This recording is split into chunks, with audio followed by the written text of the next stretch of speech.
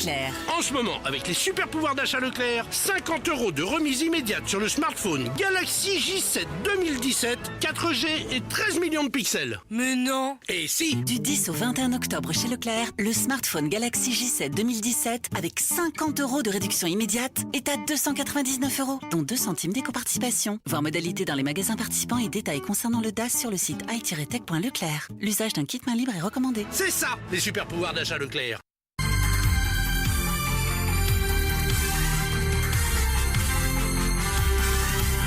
Le grand jury, RTL Le Figaro LCI. Invité aujourd'hui, Jean-Luc Mélenchon, député La France Insoumise des Bouches-du-Rhône. Le débat est dirigé par Benjamin Sportouche. Bonjour à tous, bienvenue dans ce grand jury. Bonjour Jean-Luc Mélenchon. Bonjour. Merci d'avoir accepté notre invitation.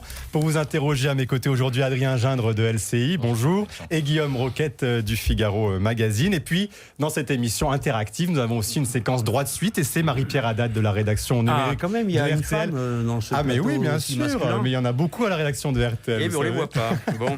Et Non, je donc, blague, hein. vous allez la voir bientôt. on Et va elle viendra à commencer plus 2 décontracté. reprises pour relayer les interrogations des auditeurs et téléspectateurs. Oui. on va Nous voir avons ça. beaucoup de questions pour vous, Jean-Luc Mélenchon, et vous avez certainement beaucoup de réponses. Ce soir, Emmanuel Macron est à la télévision pour la première fois depuis son élection.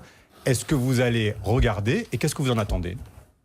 Ah ben bien sûr, je vais regarder. C'est important. C'est le chef de l'État. C'est un homme intelligent, un bon stratège. Il était temps qu'il parle ? Ça, c'est vous qui ferez le commentaire. Moi, j'ai pas de questions à lui poser. J'ai que des reproches à lui présenter. Et vous le condamnez par avance. Ce Je sera vais forcément regarder. une mauvaise prestation. Écoutez, je pense que s'il a décidé de venir parler ce soir, c'est qu'il a quelque chose à dire qu'on n'a pas entendu jusque-là. Ou bien il estime qu'il a déjà dit mais qu'on l'a pas compris, et il va nous le répéter. Alors peut-être va-t-il nous parler de la disparition de la souveraineté nationale au profit de la souveraineté européenne. Peut-être va-t-il nous expliquer pourquoi, en donnant davantage aux riches, un jour ou l'autre, l'économie redémarrera. Parce que pour l'instant, on n'a pas très bien compris ni comment ça marche, ni à quoi ça sert. Si vous aviez une question à lui poser, ce serait laquelle ? Non, j'ai pas de questions à lui poser. Je suis pas journaliste, moi. en Les tant que questions, c'est citoyen, pour les en tant que journalistes. citoyen Moi, j'ai des insoumis. choses à dire. Je ne supporte pas que l'on donne autant à ceux qui ont déjà beaucoup. Et je vais... Puisque vous m'y poussez, hein, vous notez bien que c'est vous qui m'y avez poussé. Je vais poser une question. Il y a 31 000 gosses qui n'ont pas de toit sur la tête. Quand est-ce qu'on se met à s'occuper du logement de tous les enfants ? Il y a 565 personnes qui meurent au travail, sur le poste de travail, chaque année. Quand est-ce qu'on s'occupe de faire un plan pour dire c'est fini les accidents au travail ? Et ainsi de suite. Il y a 2,5 millions d'illettrés dans le pays. Est-ce que dans la 5e puissance mondiale, on peut vivre entouré d'un tel océan de misère et de parler d'autre chose ? Mais est-ce que ce que vous reprochez à Emmanuel Macron, c'est d'être lui-même ? Parce que finalement, là, il est en train d'appliquer le programme pour lequel il a été élu. Il n'y a pas vraiment de surprise par rapport Alors à ce attendez, qu'on se comprenne bien, parce que après, moi, examiner la psyché du président de la République, c'est pas trop mon travail. Je ne suis pas psychanalyste ni psychologue, je ne sais pas. Mais c'est intéressant ce que vous venez de dire. Donc, il a été élu pour appliquer un programme. Excusez-moi, mais j'avais cru comprendre qu'au 2e tour, on votait pour lui pour ne pas avoir l'extrême droite. Et là, vous me dites que les gens qui ont voté pour lui ont voté pour que son programme s'applique. Mais c'est très important ce que vous dites. Ça change complètement la nature de ce qui s'est passé et ça éclaire les reproches qui m'ont été faits. Car moi, j'ai dit on ne vote pas pour l'extrême droite. Mais j'ai jamais dit on vote Macron et vous me l'avez assez reproché. Mais il lui a dit Pourquoi ? votez pour Parce moi que je ne parce voulais que pas. j'ai un programme à mettre en place. Il n'a pas dit votez pour moi pour faire barrage à Marine Le Pen. Ah, à ce moment-là, il avait qu'à se retirer et d'autres auraient été au 2e tour. Non, ne jouons pas avec les mots. Il a été élu après avoir être arrivé en tête du 1er tour, ce que personne ne lui dispute, et dans un 2e tour, arranger de longues mains pour obtenir que l'extrême droite soit le sparring partner de quelques personnes que ce soit. Voilà. vous voudriez qu'il Ça aurait applique pu quel être une programme ? table, une chaise, en passant dans la rue, il était élu. Mais ça veut dire qu'il n'est pas légitime pour appliquer son programme ? Alors, ce qui est certain, légitime il l'est par la nature même des institutions. Ou alors on vit plus en démocratie. Il faut en accepter la règle. Vous savez, la démocratie, c'est 51 oraison contre 49. Ça tombe pas sous le sens, une telle répartition. Mais c'est la règle que nous avons acceptée. Là, c'était Par un peu conséquent, plus. il est légitime. Non, mais il est légitime. Celui qui est élu est légitime à exercer Donc vous le n'aviez pouvoir. pas l'intention de faire Mais- en sorte qu'il raccourcisse son mandat ? Attendez, la deuxième question qui se pose, mais je vous inquiétez pas, je vais vous répondre. La deuxième question qui se pose, c'est Est-ce que c'est ça qu'ont voulu les Français? Et dites-moi, à quel moment ils ont voulu ça, monsieur? Quand est-ce que les Français ont dit « Ah oui, c'est une bonne idée, il faut donner plus aux riches parce que ça va finir par ruisseler sur les plus pauvres ». Quand est-ce qu'ils ont dit ça? Quand est-ce que les Français ont dit « C'est pas normal, comme on maltraite les impôts des riches, il faut leur donner plus ». Mais ils n'ont pas voulu de votre programme aussi, sinon ils auraient voté pour vous. Mais c'est pas la question qui est posée. Si la question c'est pourquoi n'avez-vous pas été élu, monsieur Mélenchon, je vous fais une autre réponse. Là, vous me posez une question, est-ce qu'il est légitime ou pas? Je vous dis, il n'y a pas de base sociale en France pour la politique de monsieur Macron. Donc il n'a pas une légitimité politique. Il a un problème de légitimité politique qui résulte des conditions du deuxième tour. S'il m'avait battu au deuxième tour, la discussion serait totalement différente, parce qu'on dirait les Français ont réellement choisi entre deux projets de société. Sauf que vous n'étiez pas au second tour. Ce n'est pas le cas. Alors, je ne sais pas ce que vous voulez me faire dire, cher monsieur, allez directement au but, comme ça, par exemple, on évitera de perdre du temps. Mais par exemple, s'il y a un vote sur un référendum sur les institutions, parce qu'on dit que le président pourrait le faire, est-ce que vous dites, bah écoutez, ça sera l'occasion de lui envoyer un veto, quelle que soit la question? Est-ce que, par exemple, ça fait partie de vos intentions? Quelle drôle de question. On peut se poser la question. S'il n'a pas légitimité, s'il n'a pas légitimité dans une bouteille, est-ce que je l'achèterais? Bon, non, essayons de. Je vais aller. Tournez pas autour du pot. Tournez pas autour du pot. S'il fait une réforme institutionnelle, sans que je sache laquelle, vous me demandez si je dis oui ou non. Attendez d'abord que je sache laquelle. D'accord, mais attendez pas. Par principe, vous ne direz pas non. Bien sûr que si. C'est pas la même chose. Mais bien sûr, mais vous avez pris cette hypothèse, je ne sais pas si elle se réalisera un jour. Bon, mais alors pourquoi? Ça, c'est la bonne question, c'est pourquoi?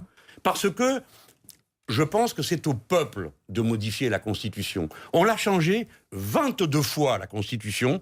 À un moment donné, on était une cadence de quasiment la moyenne, une par an. Mais si c'est un référendum, c'est le peuple qui décide. Et c'est au peuple, par une assemblée constituante, de changer la règle du jeu. Parce que, voyez-vous, sinon on change un petit peu ici, un petit peu là, et les braves gens, par exemple, on leur a dit, le quinquennat, c'est bien, ça dure moins longtemps. Alors les gens se sont dit, ah là là, oui, parce qu'on s'est déjà vu ce qu'on a subi, moins ça dure, mieux on se porte. Mais est-ce qu'ils se rendaient compte en même temps du système politique que ça allait donner? Vous voyez le résultat. Vous mettez la présidentielle puis la législative derrière, c'est une quasi-monarchie, et vous rajoutez à ça des présidents de la République qui ont effacé du tableau leur Premier ministre, comme l'ont fait successivement M. Sarkozy, M. Hollande, sauf l'épisode Valls, et l'actuel président, et vous avez d'autres institutions. Donc il y a de fortes chances que vous incitiez à voter non, parce que c'est pas le mode de scrutin que vous souhaitiez. Mais vraiment, les journalistes, c'est insupportable. On a le droit de se poser ces questions-là. C'est peut-être un futur très proche. Maintenant, on se pose des questions sur les futurs possibles. En tous les cas, c'est ce qu'on vous... Guillaume Roquette. Non, la réponse qui doit être entendue parce que je respecte votre question, je crois que le moment est venu que le peuple refasse la Constitution. C'est pourquoi je suis partisan d'une 6e République, et je pense avoir réglé le problème qui se pose dans l'esprit des gens, qui est: que fait-on quand on a un élu dont on ne veut plus? Le référendum révocatoire. Donc c'est au peuple de prendre la décision par une assemblée. Faites confiance à l'intelligence collective. C'est ça que je veux dire. Est-ce que ce matin, Jean-Luc Mélenchon, vous montez encore d'un cran dans la radicalité de votre opposition à Emmanuel Macron, en disant il n'est pas légitime pour appliquer son programme, à la limite il n'est pas légitime pour poser une question au peuple, donc quel que soit le référendum, je voterai non? Jean-Luc Mélenchon. En fait, je crois que vous avez une difficulté avec l'idée d'opposition. Je ne monte pas d'un cran dans la radicalité, je suis un opposant. On me pose des questions, je réponds avec les propos, la tête, la pensée d'un opposant. Mais je voudrais revenir sur un mot. Je n'ai pas dit qu'il n'était pas légitime. Je respecte le résultat de notre démocratie, même quand il ne me convient pas. Je me soumets à la loi, même quand je suis contre. Attention. Par contre, ce que je vous annonce, c'est que, en effet, il n'y a pas de compromis possible avec moi. Non, il n'y en a pas. Je ne serai pas d'accord pour faire semblant de trouver intéressant un référendum sur 2-3 questions. Je veux qu'on change la Constitution de fond en comble et qu'on le décide librement et de manière populaire et ample. Pour le reste, je suis un opposant. Écoutez, ne vous étonnez pas ça. Et dans il faut bien qu'il y en ait un, cher monsieur. Il n'y en a plus à droite. Vous estimez qu'il dans n'y en a l'ancienne pas gauche, d'autres. alors bon, il reste la France insoumise. Emmanuel Macron, dans Der Spiegel, Jean-Luc Mélenchon dit: je ne suis pas arrogant, je suis déterminé. Il cible les envieux qui paralysent le pays. Est-ce que vous vous sentez visé par ces termes-là? Je ne l'envie nullement. J'apprécie trop ma condition actuelle, mon âge qui me donne l'expérience de ne pas m'arrêter aux choses futiles. Ça, c'est autre chose. C'est vous qui le dites. C'est un très grand honneur d'avoir été choisi par 7 millions de personnes. Bon, ça me contente, j'ai plus rien à prouver. Non, c'est pas là qu'est le sujet. Le sujet est le vocabulaire qu'utilise M. Macron. M. Macron est un homme intelligent et un stratège. D'accord ? Donc je ne le prends pas pour un naïf qui dit n'importe quoi, comme ça lui passe par la tête. Que fait-il en ce moment ? Il met les mots qui permettent de capter la psychologie moyenne de ce qu'il croit être la droite. Donc pensez à bordel, par exemple, quand il dit foutre le bordel. Mais quand il dit vous foutez le bordel, c'est quelque chose que j'ai entendu 1000 fois dans ma longue vie, venant des gens d'ordre. Il y a des fainéants. Quand les fainéants, écoutez, je racontais tout à l'heure, quand j'étais jeune homme, sous le pont qui était en face de chez moi à Besançon, c'était la grève de l'Ypres. Et il était écrit dessus... feignant voleur, donc c'est pas nouveau. Hein. C'était l'extrême droite qui peignait ça. Donc qu'est-ce qu'il est en train de faire ? Oui, très bien. Je vois que vous aimez mieux le parler cru et dru quand c'est lui que le mien. Mais pourquoi pas ? Ce qui est intéressant, c'est que les mots qu'il utilise sont des fanals de rassemblement de la droite. C'est ce qu'il essaye de faire. Aujourd'hui, c'est la droite qui est dans la moulinette. D'accord ? C'est ça qu'il vise. Il veut être le chef de ce secteur politique. Il veut faire une opération sur la droite. Oui, ça marche d'ailleurs. Qu'est-ce que vous voulez qu'ils fassent, les malheureux ? Comment ils peuvent faire plus droitier comme budget que celui qu'il y a là ? Qu'est-ce qu'ils peuvent faire de plus sécuritaire que ce qu'il y a dans la loi qui vient d'être votée ? Bon, alors nous allons justement parler du budget, puisqu'il va être en séance la semaine prochaine, en séance publique à l'Assemblée nationale mardi. Adrien Gindre. Et vous avez prévu un contre-budget, vous me corrigez si je me trompe, le 2 novembre, début novembre, le 2 on novembre. connaîtra les détails. Pourquoi si tard ? Est-ce que si vous êtes dans une opposition constructive qui veut faire avancer la France, il ne faut pas dès maintenant peser sur les discussions, voire préparer des amendements d'alliance avec le reste de la gauche ? Est-ce que vous allez par exemple déposer des amendements avec les socialistes pour pouvoir peser ensemble ? On va déposer beaucoup d'amendements. On va en voter en commun lorsqu'on s'apercevra que les amendements des communistes ou d'autres nous conviennent, et nous le faisons sans aucun sectarisme. Je voudrais par exemple vous rappeler ça inclut les que socialistes l'amendement pour faire sauter le verrou de Bercy, c'est-à-dire le privilège qu'a Bercy de décider ou non d'une poursuite contre un mauvais contribuable, nous l'avons défendu ensemble, les Républicains, le PS, la France Insoumise et les communistes. De la même manière, le recours au Conseil constitutionnel contre les ordonnances sur la loi travail, nous l'avons fait avec les communistes et les socialistes. Donc pour nous, ce qui nous détermine, c'est le fond, c'est pas l'étiquette. Est-ce que vous pourriez voter la décision des parlementaires de la majorité de finalement taxer les signes ostentatoires de richesse, dont les yachts ? Ça va dans votre sens. On va sans doute le faire, mais tout ça est incohérent. C'est pas le fond du sujet, je demande qu'on s'y arrête un instant. C'est l'apparence. Bon, le fond de l'affaire, c'est la construction, le modèle économique que contient le budget de l'État vu par M. Macron. C'est la théorie du ruissellement.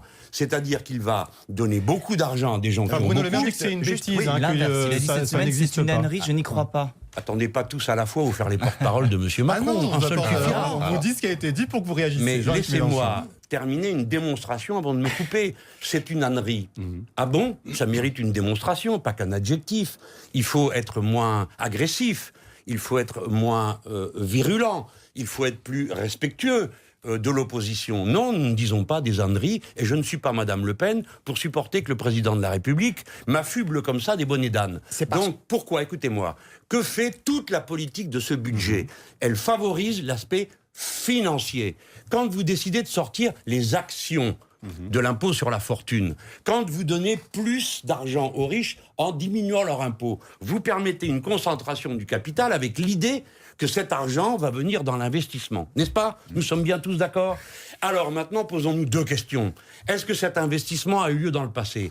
Jamais. En France, on distribue plus de dividendes qu'on investit dans la production. Deuxièmement, est-ce possible ? Regardez bien. Si vous, là, qui êtes en face de moi, tout d'un coup, vous aviez plusieurs milliards et que vous vouliez les placer en actions, vous ne trouveriez pas plusieurs milliards d'actions nouvelles à acheter pour nourrir l'économie. Qu'est-ce que vous feriez ? Vous achèteriez des actions qui existent déjà. Et ça s'appelle de la spéculation. Parce que le nombre de ces actions va faire que leur prix monte et c'est tout ce que vous aurez. Un capital plus important. Pas seulement Jean-Luc Mélenchon. Toujours dans son interview au Spiegel, Emmanuel Macron dit « Je veux que la France soit une nation d'entrepreneurs. » Et donc l'idée, c'est qu'aussi que ce capital, il s'investisse dans des entreprises qui progressent, qui se développent, qui créent des emplois. Ça vous plaît pas ? Et il dit François Hollande a taxé les riches. Mais ça me plaît. Attendez. Justement, ça me plaît beaucoup. Mais c'est pas ce qu'il fait. Ça me plaît tellement, moi, que dans toute la politique économique du programme L'Avenir en commun, il est prévu... Écoutez-moi, laissez-moi finir une idée. Il est prévu de définanciariser l'économie. Pourquoi ? Savez-vous quelle est, sur la masse totale des actions dans le monde, la durée moyenne de possession d'une action aujourd'hui ? C'était 6 mois un temps, avant c'était 6 ans. Et bien maintenant c'est 20 secondes.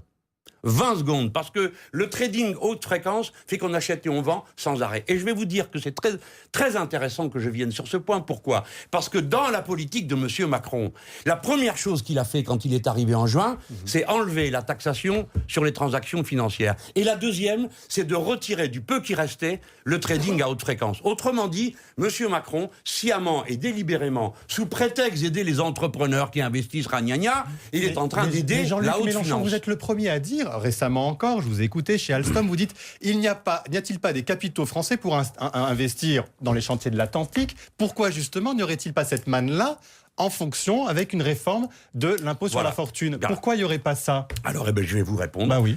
Posez-vous la question. Pourquoi ? Comment se fait-il que ce patronat que l'on gave n'investisse jamais ? Comment se fait-il que le cluster maritime, qui est quand même un des secteurs du patronat les plus intéressants, j'hésite pas à le dire, je les connais, je les fréquente et je les apprécie. Comment se fait-il qu'ils n'ont pas été capables de trouver que depuis 1988, qu'il fallait pour racheter un chantier naval. Parce que depuis 88, il y a l'ISF. Pardon ? Parce que depuis 88, il y a l'ISF et que donc l'investissement dans le capital n'est pas assez bien rémunéré. Pourquoi ça ne serait pas ça, Jean-Luc Mélenchon ? Attendez, vous savez bien que c'est pas vrai. Vous savez bien que c'est pas vrai. La corrélation entre l'exil fiscal et l'impôt sur la fortune, la démonstration a été faite 1000 fois qu'il n'y a pas de rapport. Ce n'est pas vrai. Vous investissez là où ça rapporte. Il n'y a pas d'exilés fiscaux ? Mais bien sûr, heureusement qu'il y en a, parce que je vais leur courir derrière. Moi, c'est un problème qu'on règle en 5 minutes. Mais vous allez les contraindre à investir, c'est ça là où on ne comprend pas, dites-nous. Oui, vous ne comprenez pas parce que vous n'avez pas envie de comprendre. Je suis en train de vous expliquer pourquoi le système qui est en place est un système qui favorise la financiarisation de l'économie et que la financiarisation de l'économie la déstabilise d'un bout à l'autre. Vous voulez que j'entre dans les détails ? Ce que ça donne quand vous mettez dans un état-major d'une entreprise, que vous enlevez tous les ingénieurs, tous les types qui sont du secteur productif et que vous mettez à la place le directeur financier et le directeur commercial, vous connaissez le résultat de tout ça ? À chaque fois, c'est la même chose. Tous ces gens sont intéressés par leur stock option à une dérive du modèle productif qui ne s'occupe plus de la production. Ici, si quelqu'un s'occupe de la production, c'est moi. C'est pas le président de la République qui ne fait que favoriser l'argent qui tourne. Leur plus grand rêve, c'est de voir arriver à Paris tous les types qui nous pourrissaient l'existence avant à Londres. Voilà, la City, voilà leur rêve. Ça, moi, mon rêve, c'est que l'entreprise General Electric hydraulique, elle continue à fonctionner parce que c'est les plus belles machines du monde. Vous voyez, on ne parle pas de la même chose. Vous disiez cette semaine qu'il fallait pas oublier que dans le code pénal, il y a des articles pour punir ceux qui contreviennent aux intérêts de la nation. Vous preniez cet exemple-là justement à propos de GE Hydro. Oui, c'est pour faire réfléchir tout le monde. Mais ça veut dire quoi ? C'est-à-dire que le président de la République, le ministre de l'économie doivent aller en prison parce qu'ils ne se mobilisent pas pour une entreprise ? Oui, puis on les pendra par les oreilles aussi. Pourquoi m'attribuez-vous forcément des positions caricaturales ? Non, je demande de vous en expliquer, de nous expliquer. Je veux vous expliquer ce qu'est la nation et la fidélité à la patrie. Ça existe. Ça veut dire que vous ne croyez pas que vous êtes seul au monde et que c'est juste moi et puis le reste, je m'en fous. Voilà. Il y a des règles. Cette règle, elle est reconnue par le code pénal. Pas par moi, Jean-Luc Mélenchon. C'est pas moi, Jean-Luc Mélenchon, qui a inventé le code pénal. Dans le code pénal, il y a des cas qui sont prévus où on dit qu'on a trahi les intérêts fondamentaux de la nation. Le code pénal détaille lesquels. Il n'y a qu'une difficulté, c'est que les décrets d'application n'existent pas. Demandez-vous pourquoi. Eh bien, je vous dis que le jour où j'aurai à en connaître, on les aura décrits. Et par exemple, que non seulement seront punis ceux qui trahissent pour des raisons qui ne sont pas toutes avouables. Parce que quand mais sur General, Alstom, vous y étiez sur ces turbines, vous en parlez d'ailleurs cette semaine dans votre vidéo YouTube. Alors, est-ce que vous allez, si vous arrivez au pouvoir, est-ce que vous direz ces ministres-là n'ont pas été responsables ? Ils ont nui aux intérêts de la nation, donc je les traîne devant la justice. C'est vrai qu'on se pose cette question-là. D'abord, le droit est constant, donc on ne peut pas pourchasser les gens pour des choses qui correspondent à la nouvelle législation dans le passé. Donc épargnons-nous une discussion qui n'a pas de sens. La loi n'est jamais rétroactive. Elle ne pourra être qu'active, d'accord ? Et n'essayez pas de me faire le portrait d'une loi des suspects, c'est pas ma manière. Moi, ce qui m'intéresse, c'est qu'on arrive à avoir un appareil de production du plus haut niveau et qui fasse face aux défis écologiques, parce que c'est la question numéro 1. Donc je trouve absurde qu'on ferme ou qu'on pousse à la ruine General Electric hydraulique, alors que c'est, je crois à peu près, peut-être que je vais me tromper dans le chiffre, 25% de la puissance hydraulique installée dans le monde est sortie de cette boîte. C'est quelque chose qui ne se remplace pas, c'est ce que je dis aux têtes d'œufs technocratiques, ça ne se remplace pas sur un claquement de doigts. Un ouvrier de GE, de GE Alstom, quand il arrive, au bout de 2 ans, il a 100 ans. Parce qu'il a 100 ans d'expérience. Donc vous accumulée. accusez le précédent gouvernement, puisque c'est eux qui ont vendu à General Electric cette partie-là. Vous dites, ils sont responsables. bien sûr, et je vous annonce la suite. Oui. La boîte Alstom a été prise à la gorge par une méthode des États-Unis d'Amérique que tout le monde connaît, qui consiste à accuser de corruption les dirigeants, les menacer de les mettre en prison, et les gars vous signent ce que vous voulez. Et ils ont fait ça dans une série de choses. Alors, et attendez, je vous annonce le suivant. Le suivant, c'est Airbus. Parce que naturellement, vous n'êtes pas fait attention, puis pour vous, vous n'êtes pas comme moi, préoccupé par les questions nationales, ça ne vous intéresse pas. Non, il y a des affaires de corruption. Tout l'encadrement, ouais, c'est ça, les affaires de corruption. En tous les cas, il y a des poursuites qui sont des enquêtes qui sont en cours. Il vient avec son avion, il est tellement beau et on l'achète. Écoutez, il faut arrêter de se foutre du monde. Airbus est une création qui ne pourrait plus se faire aujourd'hui. Quand vous entendez les gens vous dire on va faire un Airbus de ceci, un Airbus de cela, ça ne peut pas. Ce n'est plus possible. J'y viendrai, mais laissez-moi finir sur Airbus. On a viré tous les Français des postes de commandement d'Airbus. Et maintenant, on commence à y mettre des Américains. Savez-vous que celui qui est le directeur des recherches de pointe d'Airbus est quelqu'un qui travaillait auparavant pour le secrétariat à la défense des États-Unis d'Amérique. L'affaire de corruption va commencer à prendre... Je dis que les Américains sont en train d'essayer de s'emparer d'Airbus, comme ils se sont emparés de la section éolienne d'Alstom, etc., etc. Parce qu'ils sont Est-ce que vous accusez, le patron d'Airbus, qui est un Allemand, Tom Enders, d'être le complice de ça? Est-ce que vous l'accusez de vouloir lâcher Airbus aux Américains? Je ne suis pas un juge, moi. Pourquoi voulez-vous que toutes vos questions aboutissent à est-ce que vous mettez en cause machin? Est-ce que vous nommez bidule? Moi, je dis une chose, je veux sauver l'industrie de mon pays. Je crois que l'industrie doit être une des forces de la France. Et je vous fais la démonstration que les pays qui aujourd'hui font l'admiration de tout le monde, des fois de manière totalement exagérée et ridicule, comme l'Allemagne ou l'Autriche, sont des pays qui ont maintenu une industrie. Ils ont des coûts horaires salariaux dans ces industries-là, l'industrie lourde, pour toute la partie machine-outils, voitures, etc. C'est pourquoi je dis que c'est ridicule, que les Allemands aient une économie qui repose à 19% sur la fabrication de bagnoles. Excusez-moi, c'est l'équivalent d'une république bananière. Mais ils ont des coûts horaires supérieurs à ceux de la France. Donc vous voyez bien que quand vous avez la bonne qualité à la sortie et que vous avez les bons ouvriers à l'entrée, vous avez une bonne économie. En même temps, Jean-Luc Mélenchon, vous dites, voilà, les Américains sont présents. Et en même temps, Alstom, Siemens, c'est un partenariat qui se fait au niveau européen. Fincantieri investit les chantiers de l'Atlantique. Est-ce que finalement, tout cela reste dans le giron européen? Pourquoi ça ne vous satisfait pas? C'est quoi le giron européen? Expliquez-moi voir. C'est un contrôle européen des entreprises. Et des partenariats, et même s'il y a des rachats, ça se passe en Europe. Les ouvriers français, les gens qui sont là, qui travaillent à cet endroit-là, qu'est-ce que vous leur recommandez de faire? D'aller habiter en Allemagne? C'est ça votre proposition? Et vous pensez que c'est celle du gouvernement? Je ne dis pas ça, je vous pose la question à vous, parce que vous me dites ça reste dans le giron européen. Qu'est-ce que le giron européen? Non, ça reste dans le giron du capital. Voilà. Moi, je veux qu'il y ait un maillage du pays avec des industries, des usines. Mais c'est-à-dire qu'il faut renationaliser. Et je vais vous dire pourquoi. Clair, mais Jean-Luc Mélenchon, très concret. Est-ce qu'il faut renationaliser complètement Alstom, par exemple? Est-ce que vous souhaitez cela ou pas? Écoutez, ça c'est déjà produit. Il y avait un communiste très célèbre qui l'a fait, Monsieur Nicolas Sarkozy, qui a nationalisé Alstom. Et donc, à titre provisoire. Je pourrais prendre une. Et qui vous dit le contraire? Moi, je suis pour des nationalisations qui des fois peuvent être provisoires et d'autres fois. En l'occurrence, est-ce que vous le souhaitez là? Écoutez, voilà ce qui m'intéresse. Je vais vous dire, j'ai l'expérience d'avoir fait le tour d'une série de gouvernements dirigés par des amis. Le pire pour nous, c'est quand on décide quelque chose et qu'il n'y a personne pour le faire. Si demain je dis j'arrête les 19 réacteurs nucléaires qui doivent s'arrêter, il faut qu'auparavant on ait fait monter en puissance la capacité de fabriquer de l'énergie autrement. Pour ça, il faut avoir les usines. Pour ça, il faut avoir les ouvriers. C'est pas quelque chose que vous décidez en claquant dans vos doigts et en disant « Mesdames, Messieurs, dans 3 ans, vous allez me faire l'équivalent de 19 réacteurs nucléaires avec des énergies renouvelables. Si vous n'avez personne derrière pour le faire, vous pouvez toujours sortir vos grands mots sur l'Europe et le reste, ça n'a aucune signification concrète. » J'espère avoir été convaincant. Marie-Pierre Haddad nous a rejoint pour des premières réactions d'auditeurs et de téléspectateurs. Cette première partie, alors qu'est-ce qui les a interpellés ou qu'est-ce qu'ils vous disent là jusqu'à maintenant? Bonjour à tous, bonjour Jean-Luc Mélenchon. Les internautes ont réagi à la chasse au DRH qui a été organisée par l'Union syndicale solidaire, c'était au Bois de Boulogne. Donc il y a eu des jets de projectiles, des voitures incendiées et 41 personnes interpellées. Jean pense que c'est triste mais symptomatique. On traite les travailleurs comme des variables d'ajustement. Cela amène de la colère et de la violence. C'est ce qu'il nous écrit. Pour Muriel, ce qui s'est passé est juste honteux et monstrueux. Et Benoît vous demande directement, Jean-Luc Mélenchon, est-ce que les violences et la haine observées lors de la chasse au DRH, est-ce que vous la condamnez ? Moi, je suis hostile à la violence en politique, donc je ne peux pas approuver. Mais je serais heureux si la même capacité d'indignation s'était manifestée auprès de vos internautes pour noter que hier, c'est le 16e Goodyear qui se suicide. Ou que quelqu'un a eu une pensée, je ne sais pas moi...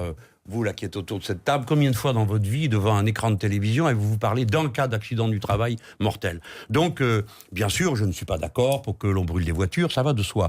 Mais j'aimerais que l'indignation soit moins une indignation de classe. Les directeurs des ressources humaines, vous les visez régulièrement dans vos posts. Alors, non, moi, je vis jamais les personnes. J'essaye de comprendre l'effet de système qui englobe des personnes. Parce que les personnes, elles font le travail pour lequel elles ont été formées.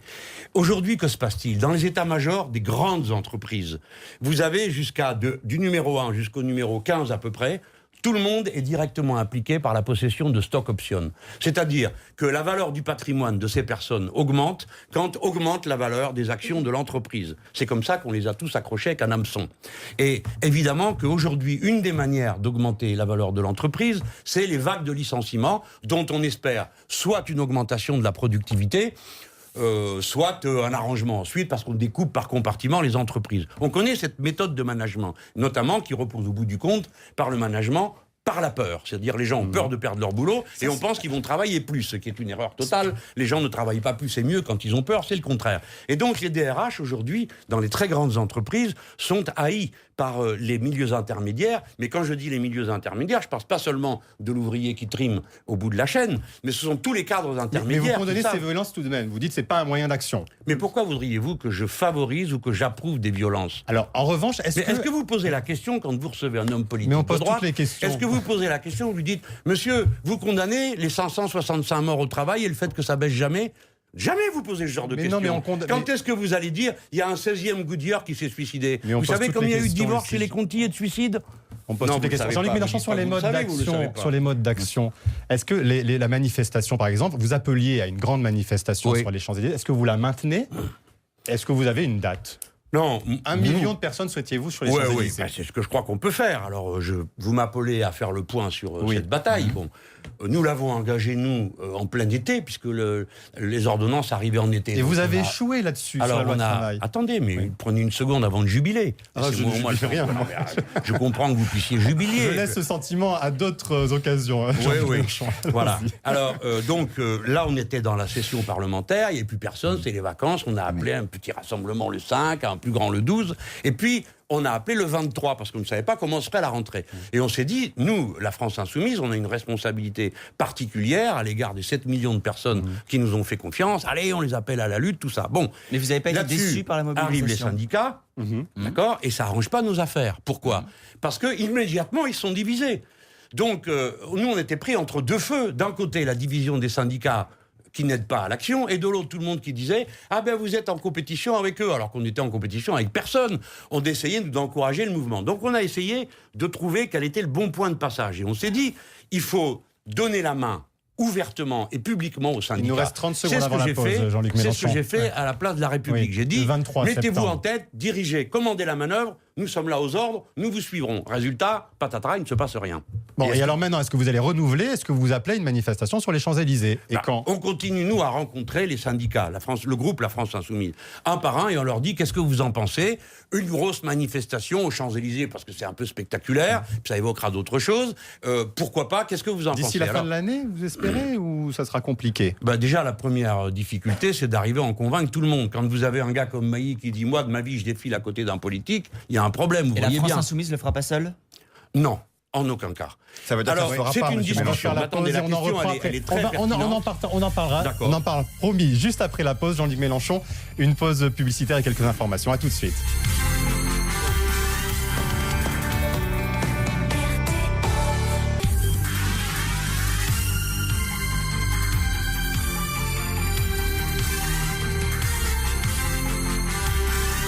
Suite du grand jury RTL Le Figaro LCI. Invité aujourd'hui, Jean-Luc Mélenchon, député La France Insoumise des Bouches-du-Rhône. Le débat est dirigé par Benjamin Sportouche.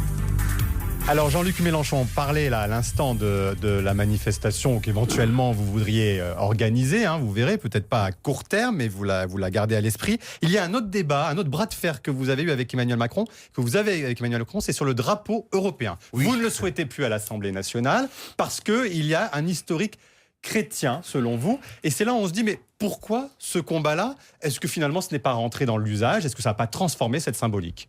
Bon, d'abord, c'est pas nous qui choisissons les sujets de polémique.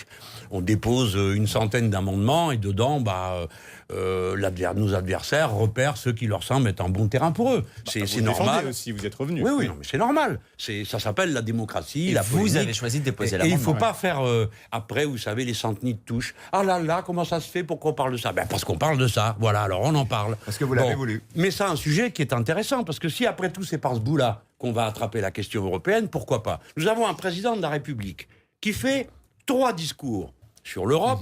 Il mérite donc qu'on s'intéresse à ce qu'il raconte. Et pas simplement qu'à la fin, on agite des palmes et on applaudisse en disant « Ah, c'est magnifique, c'est européen, vive l'Europe !» Oui, mais sur le fond, c'est intéressant. Sur le symbole, sur le fond, on va en parler. Oui, mais sur le symbole, alors le drapeau. Qu'est-ce que nous mettons en cause, nous, d'abord, pour commencer? Il ne faut pas tourner autour du pot. C'est le fait qu'il y ait une souveraineté européenne qui ne soit pas la souveraineté populaire. Nous avons clarifié les choses. Ou bien le peuple a le pouvoir, et alors il y a une souveraineté, ou il ne l'a pas, il n'y a pas de souveraineté. Le président Macron confond la puissance et la souveraineté. Il cite 18 fois la souveraineté dans son discours, pas une fois il ne décrit ce que c'est. Et il dit, de manière très claire, la souveraineté européenne se substitue à la souveraineté nationale. Et elle est symbolisée par le drapeau. Nous sommes en désaccord total. Alors, un des emblèmes de la souveraineté, c'est cette affaire drapeau. Pardon, mais je suis obligé d'expliquer la genèse de l'histoire. Elle arrive que ce drapeau est dans l'hémicycle. On peut se demander comment il est arrivé là. Il est arrivé après que le bureau n'en ait pas voulu, l'année où la France a présidé l'Union européenne. Depuis, il est resté. Donc je l'interroge. Et maintenant, je mets de côté tout ça. Tout se fatera. Juste pour vous dire une chose. Pas de religion en politique.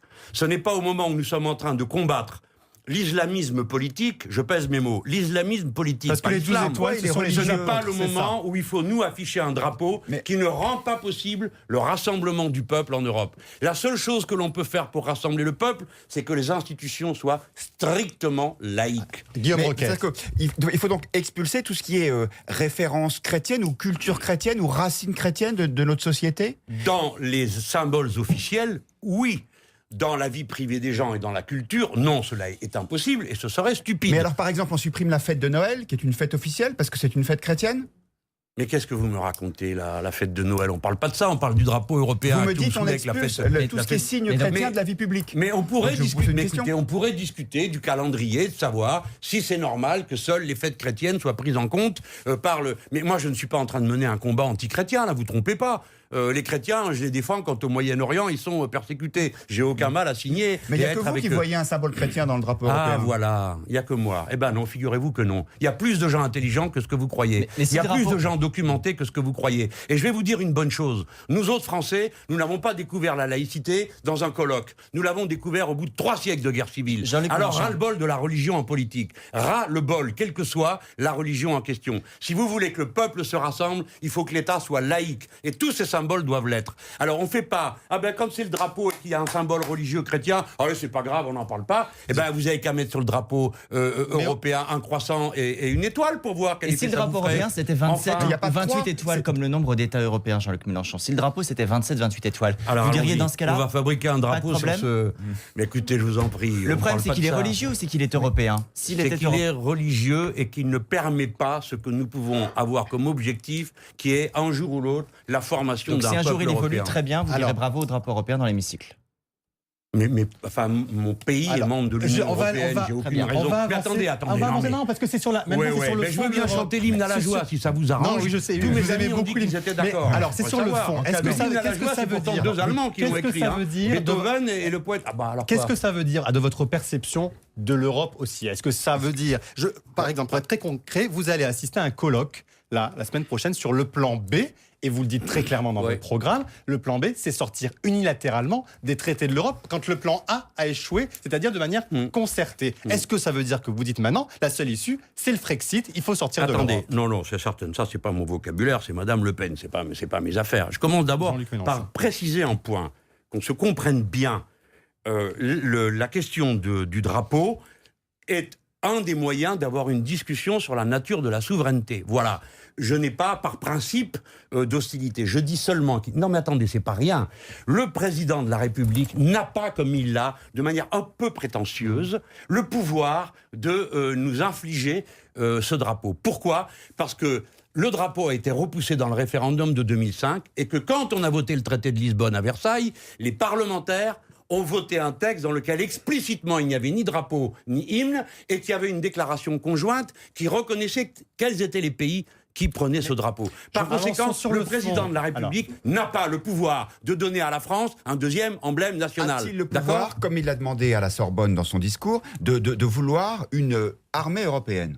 Alors, il a le droit, mais tu parles si c'est original, ils sont tous pour ça. C'est leur dernière trouvaille. Et vous ? Ça s'appelle le Volksgeist pour les Allemands, c'est-à-dire qu'est-ce qui va rassembler l'humeur du peuple. Alors, nous les Français, nous avons l'habitude, liberté, égalité, fraternité. Nous avons des consignes républicaines. Eux, ils vont les chercher, soit dans les racines chrétiennes, tout ce blabla, soit la défense. Alors, on va faire une défense européenne. Alors, pourquoi pas une défense européenne? Mais contre qui? Pourquoi faire? Avec quelle monnaie? Qui décide? Messieurs, vous êtes Français, vous êtes dans la même situation que moi. Le système de défense de la France, c'est la dissuasion nucléaire. Vous pouvez être contre, vous avez le droit d'être contre. Mais aujourd'hui, c'est le système qu'on a. Si vous imaginez une défense européenne, est-ce que ça veut dire que vous étendez la surface de la dissuasion nucléaire à toutes les frontières de l'Union européenne? Donc vous êtes Jean-Luc Mélenchon, une précision. Oui, mais attendez, les mots ont un sens. C'est pas le tout de dire on va faire une défense, on s'amuse, on rigole. Le président Macron propose qu'on fasse venir des étrangers dans nos états-majors, et puis quoi encore? C'est pas une colonie de vacances, c'est une armée. Sur le sens des mots, Jean-Luc Mélenchon, pour bien comprendre ce que l'Europe représente pour vous. La semaine prochaine, vous participez à ce sommet du plan B à Lisbonne.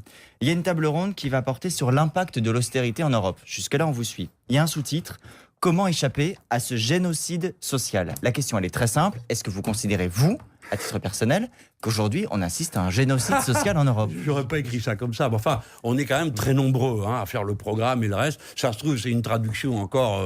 là, j'ai le programme en version originale, c'est très simple. Social genocide. C'est en anglais, c'est très simple à traduire. Je conteste pas le fait que ça se trouve, c'est écrit comme ça, c'est pas malin. C'est pas le sujet. Mais est-ce la que question n'est il y a pas une de savoir si on est en train d'assassiner des justement gens, même s'il y en a qui meurent. La question, c'est de savoir si la façon avec laquelle on construit l'Europe, c'est ça nos désaccords de fond. L'Europe est organisée pour mettre tout le monde en compétition avec tout le monde. Les individus, les uns en compétition avec les autres, en détruisant le droit du travail et en renvoyant tout à des négociations dans les entreprises. Pour un exemple extrême. Deuxièmement, 2 articles des traités de fonctionnement de l'Union européenne interdisent l'harmonisation sociale et l'harmonisation fiscale. Et toutes les nations sont mises en rapport et en conflit les unes avec les autres. Parce que pour l'instant, vous êtes tous en train là, de vous focaliser sur le 3% de déficit, mais c'est que vous n'avez pas lu le Two-Pack et le Six-Pack. Et dedans, il est prévu 0,5% dans votre de déficit structurel autorisé. Dans votre budget, ce sera combien le déficit, justement? Celui que vous allez présenter le 2 novembre. Quel sera le déficit? Verrez le 2 novembre. Dites-nous, est-ce que finalement ça soit sur les 3%? Peu importe. Pour l'instant, le débat va commencer à l'Assemblée. Pourquoi ne pas nous le dire, Jean-Luc Mélenchon? Parce que je veux vous le cacher, c'est en secret. Voilà. D'accord? Comme ça, vous avez la réponse qui vous convient. On peut faire un buzz, non? Mélenchon garde secret un niveau de déficit. Mais non, mais est-ce que ça veut dire qu'il n'y a pas de niveau de déficit? Non. Est-ce qu'il n'y a pas de niveau de déficit maximum? Non, mais dites-nous. Si vous voulez qu'on parle de Jean-Luc Mélenchon, il n'y a pas de déficit maximum ou il y en a un? Est-ce qu'il y a un plafond? Ah, voilà. Ça, c'est pas la même question. Alors, c'est pas la même question. Est-ce qu'il y a un déficit maximum ou pas? Alors, j'y viens. Ça ne peut pas se chiffrer. Vous savez pourquoi? Ce qui compte, c'est, écoutez-moi, c'est pas le déficit. C'est le stock de dette que vous avez à la sortie. Parce que quand vous avez du déficit, soit vous le financez par l'impôt, soit vous le financez par la dette. On est d'accord? Bon. Donc vous examinez ces 2 points-là. Est-ce que le niveau de l'impôt est supportable? Est-ce que le niveau de la dette est supportable? Venons sur la dette. Monsieur, ça, c'est la bonne question. Qui va payer cette dette? Est-ce qu'il y a un niveau maximum de dette? Mes amis, vous n'en savez rien. Ne faites pas les malins. Le Japon a plus de 200% de dette et il est toujours là. Les États-Unis ont plus de 100% de dette et ils sont toujours là. Donc vous n'en savez rien. Attendez, je vais finir mon explication.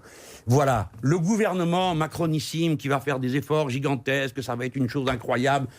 Qu'est-ce qu'il va faire? Il va descendre de 5 points, dit-il, le niveau de la dette en 5 ans. Vous avez entendu comme moi, monsieur Édouard Philippe, répondre ça à l'ancien patron, là, d'accord ? Et alors ? Eh bien, les amis, ça veut dire qu'il y en a pour 100 ans à résorber la dette. Donc, vous annoncez tranquillement à toutes les générations de Français, mesdames, messieurs, pendant les 100 prochaines années, nous allons discuter de savoir comment on rembourse une dette qui, par ailleurs, est en partie illégitime, qui a été accumulée par la génération des années 90-2000. Voilà. C'est ça votre projet de société. Oui, c'est ça. Parce que quand vous acceptez que le budget de l'État soit limité à un déficit structurel de 0,5, vous annoncez qu'il n'y a pas d'autre priorité que de rembourser la dette. C'est pour éviter des situations à la grecque ou à la portugaise ou à l'italienne où il y a la situation que vous avez où on est obligé de faire des plans de rigueur terribles parce qu'il y a trop de dettes. Bien sûr. Pas en Portugal, on a fait le contraire et ça marche très bien, ils ont bouché le déficit. Mais en Espagne, Grèce, plutôt. Vous avez raison, en Grèce c'est terrible.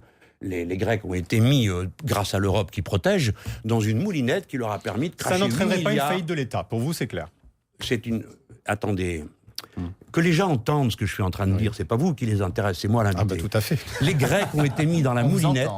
Les Grecs ont été mis dans la moulinette de l'Europe qui protège et on leur a fait cracher 8 milliards de dividendes pour les pays qui, soi-disant, venaient les secourir. D'accord ? Donc ça, c'est la vérité vraie. L'Europe ne protège personne, l'Europe agresse, l'Europe étrangle, l'Europe ruine nos économies. On fait aujourd'hui l'Europe en défaisant la France. Mais vous êtes en train de devenir le parti anti... À vous entendre, on a l'impression que vous venez le parti anti-européen. On avait, c'est vrai, Marine Le Pen qui avait cette oriflamme-là. Elle disait l'euro, j'en veux plus, mais maintenant elle a un petit peu changé d'avis. Et vous avez des positions de plus en plus radicales sur l'Europe. Mais non, mais moi je suis. Vous êtes, petit bras. L'Europe, c'est soit ce que veulent les Allemands, et puis on va payer la dette. On vous dit, les gars, on peut pas la payer. On s'en fout, on fait semblant. Moi, je m'en fous pas. Je veux que mon pays, je veux que les autres pays respirent. On peut régler le problème de la dette en Europe. Écoutez-moi bien. Vous le réglerez soit par la guerre, soit par l'impôt, soit par la destruction de la dette. La Banque Centrale Européenne, si elle avait acheté directement les titres de dette des États, nous n'en serions pas là, parce qu'elle pourrait les foutre au feu et les détruire de son bilan. Elle a préféré les racheter sur le deuxième marché, c'est-à-dire aux banques qui elles-mêmes avaient acheté. Autrement dit, on n'a fait qu'une chose depuis 10 ans, soutenir les banques, pas la Grèce et les pays en déficit. Donc je ne suis pas anti-européen. Je suis terriblement français. C'est-à-dire que je crois que mon pays a quelque chose à dire aux autres. Et ce quelque chose, c'est qu'il vaut mieux un État social européen, qu'il vaut mieux une harmonisation sociale européenne, qu'il faut une harmonisation fiscale européenne, qu'il faut des grands réseaux européens de transport et pas être obsédé par je privatise le train, je privatise les avions, je privatise tout. Il n'y a que ça qui les intéresse. Mais vous ne craignez pas de faire écho au nationalisme en disant voilà, l'Europe, l'Europe, l'Europe. Est-ce que c'est pas une crainte? Mais vous prenez toujours les gens pour des... Les gens sont pas bêtes, ils comprennent ce qu'on dit, ils écoutent. Ils voient bien qu'il y a une différence entre un chauvin nationaliste qui dirait « je ne veux pas entendre parler d'Europe » et quelqu'un comme moi ou la France insoumise qui disent « il y a un plan A ». Monsieur, mesdames, écoutez-moi bien, il y a un plan A. Pourquoi vous n'en voulez pas? Pourquoi vous n'en voudriez pas du plan A? Parce qu'il est trop français?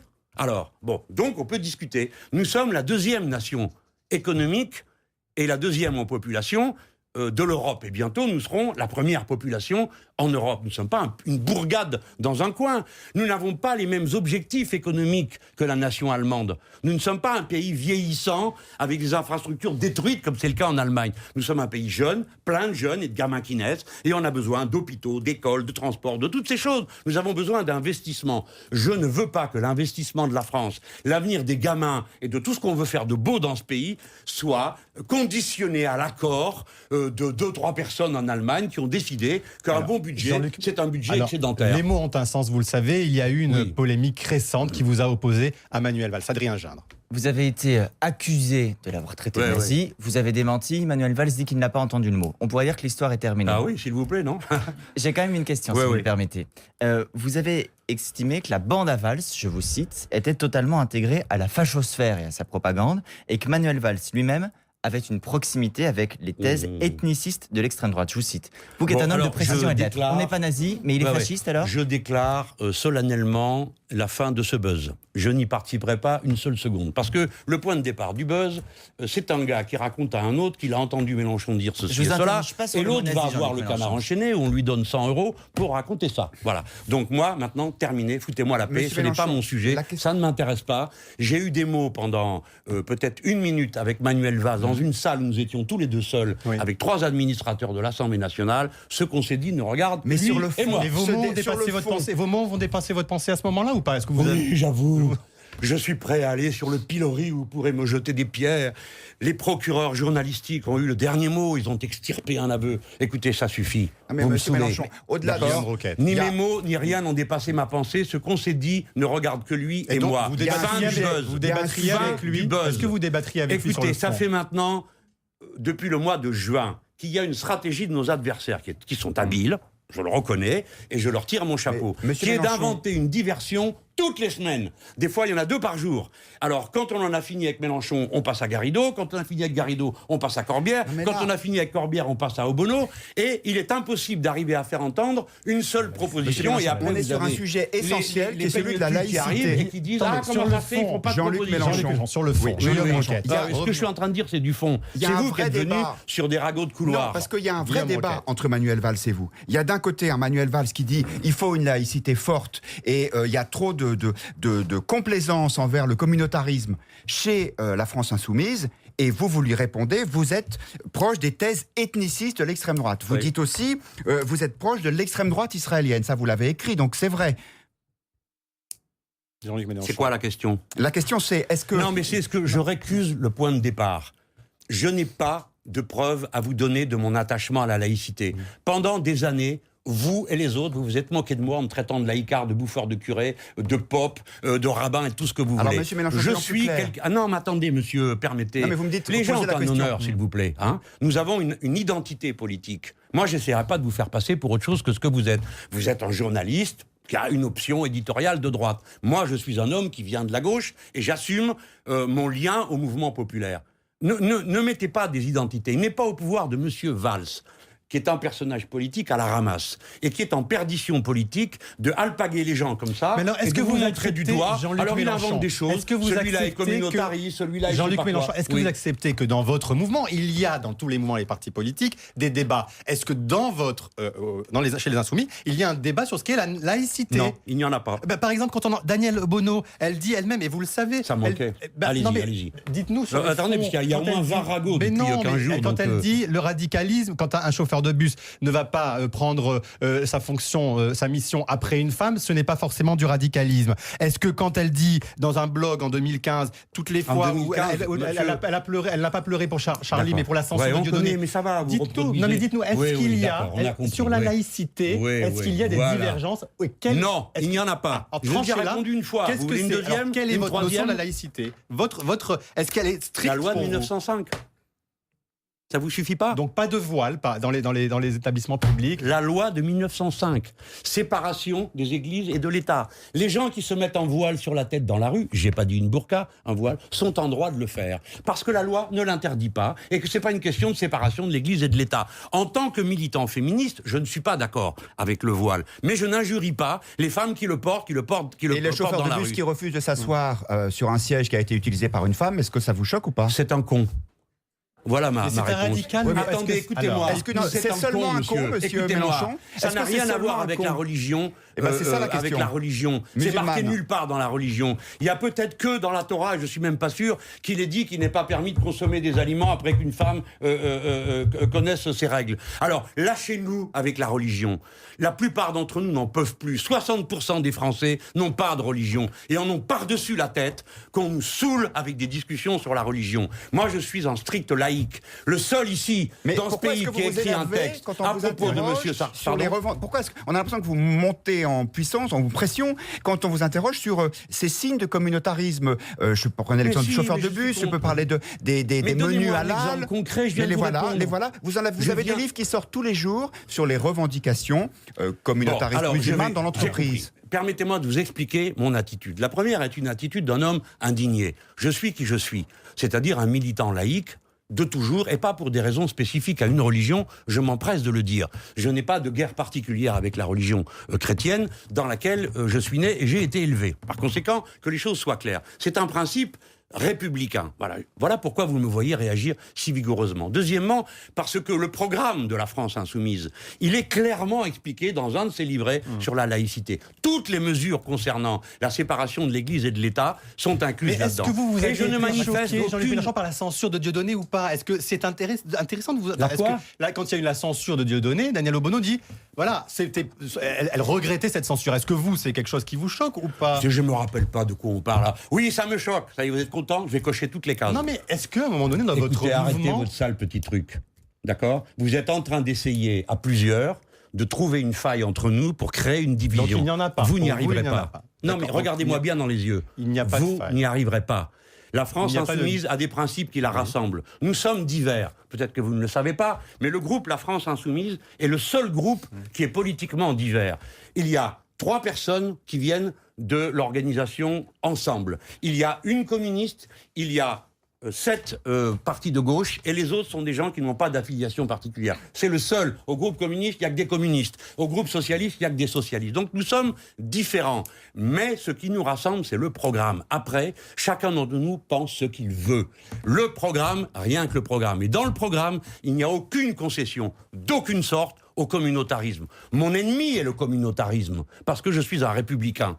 Mon ennemi, tous les communautarismes, qu'on s'en souvienne. On vous a entendu. Alors, les auditeurs, les téléspectateurs, on vous entend bien. Alors, ils ont, Marie-Pierre Haddad, des réactions dans cette seconde partie. Et, exactement. Alors, ils ont beaucoup réagi sur l'affaire Raquel Garrido et le retard de paiement de ses cotisations sociales qui, du coup, les a beaucoup fait réagir.